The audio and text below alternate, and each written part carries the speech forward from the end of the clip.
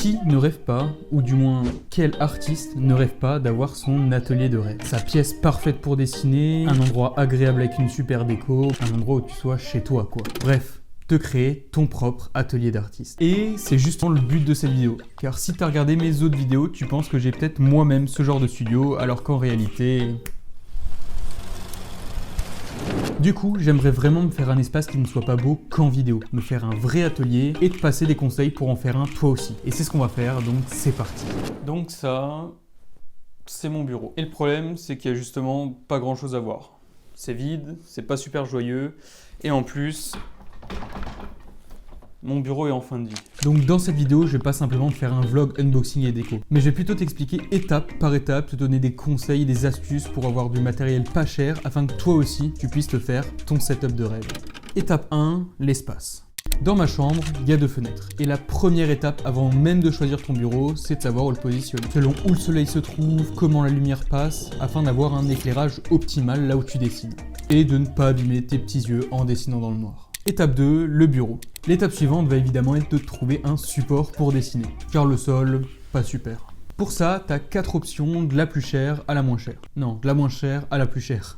En premier, tu as 2 tréteaux avec une planche, c'est pas cher et rapidement montable et démontable. En deuxième, tu as un bureau normal, l'option de base. Troisième, un bureau spécial dessin, ça a l'avantage d'être inclinable et pour certains, c'est plus facile pour dessiner.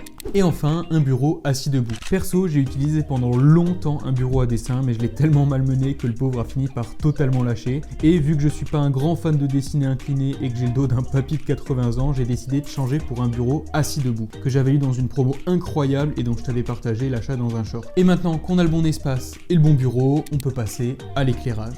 Étape 3, l'éclairage. Presque aussi important que la surface sur laquelle tu dessines, il y a la chose qui te permet de voir ce que tu dessines. Je suis pas sûr que ce soit méga pratique. Yes, nickel.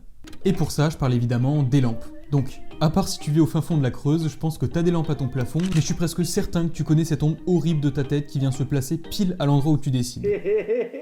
C'est pour ça qu'il est super utile d'avoir un éclairage supplémentaire. Pour ça, je te conseille ces lampes de studio à 40 €. Bon, c'est assez grand, ça prend beaucoup de place et c'est assez fragile, mais vu le prix de la concurrence, c'est vraiment une très bonne affaire. La différence avec une lampe classique, c'est que la lumière est diffusée de façon beaucoup plus douce. C'est grâce à ce filtre blanc qui est devant la lampe et qui te permet d'éliminer toutes les ombres sur ton bureau.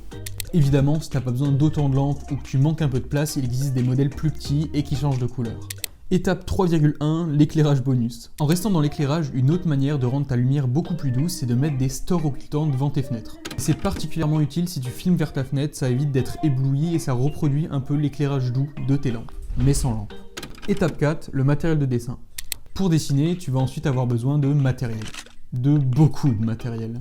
Et perso, j'en ai accumulé énormément au fil des années. Et une façon super simple de rendre tes sessions de dessin plus agréables, c'est d'avoir un espace organisé. Pour ça, j'ai acheté des bacs à 1 € sur AliExpress. Ça rend beaucoup mieux sur tes étagères, tu peux ramener tout ton matériel en une fois selon si tu as besoin de peinture, marqueur, crayon. C'est pratique, simple, efficace.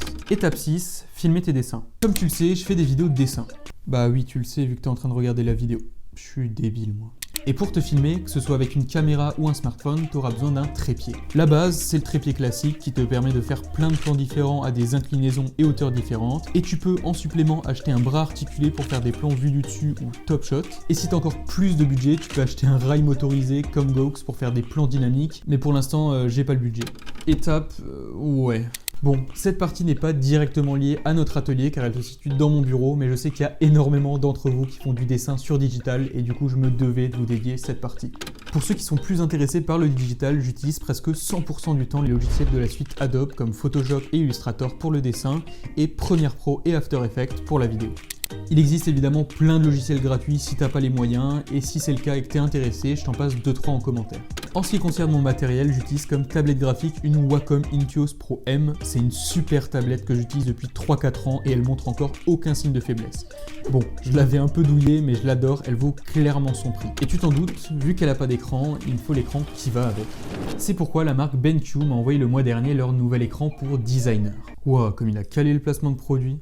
C'est le PD 2506Q et ça va peut-être te paraître peu objectif, mais je le trouve incroyable. Pour ma défense, j'utilisais jusqu'à maintenant un écran qui a 8 ans, donc quand tu passes d'un dinosaure à une bête de course, ça change quand même la vie. Pour t'expliquer pourquoi c'est un écran de designer, c'est pas juste un titre snob pour se la péter, l'écran a vraiment été intégralement pensé pour répondre aux différentes tâches quotidiennes d'un graphiste, illustrateur, monteur vidéo. Tout d'abord grâce à sa résolution 2K 16:9, car dessus en 144p, c'est pas terrible. L'écran fait une taille de 25 pouces, c'est ni trop petit ni trop grand, et les bords plutôt fins te permettent vraiment de t'immerger dans ton travail. Mais son point fort, c'est surtout sa plage de couleurs énorme. La différence avec un écran traditionnel, c'est qu'il va pouvoir t'afficher beaucoup plus de variations de couleurs. Bah d'ailleurs, il peut afficher plus de 95% des couleurs qui existent, ce qui lui permet d'être super précis dans son affichage et que tu puisses être sûr de voir les couleurs de tes dessins exactement comme elles le sont en vrai. Ce qui n'est souvent pas le cas des autres écrans, car quand tu transfères ensuite le dessin sur un autre appareil, bah c'est pas beau. Tu reçois carrément une enveloppe de vérification individuelle de ton écran avec des statistiques colorimétriques, j'avoue que j'ai rien compris. Il a aussi la faculté d'être inclinable et même d'être tourné à la verticale pour pouvoir être utilisé avec confort dans n'importe quelle position. En plus de ça, l'écran dispose de plein de modes spécifiques comme le mode chambre noire pour travailler